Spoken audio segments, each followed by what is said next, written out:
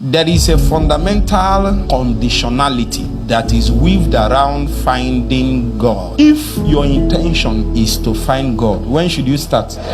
Late in this context doesn't necessarily mean that the person became old in age. That's one of the meaning, but you became slack in responding to the promptings of the Spirit. Did you know Samuel, a small boy, he's still very small. He really has nothing to do with the priesthood at his age. There is nothing about his life that demands such measure and intense engagement with the heavenly beings. But he heard his voice, Samuel, Samuel. He ran out and began to answer a call even at that small age. I see some older men and older women, and when I look at them, I can tell you one thing, that for them to seek God this way they are seeking him, it means that God called them long time before now. But their responses to the wooings of the Spirit was not prompt. It might not be wrong, but it was not what? Prompt. And because it was not prompt, the possibilities of finding God and finding the things of God is now becoming progressively harder. It is becoming harder because the capacity to orchestrate seasons of finding God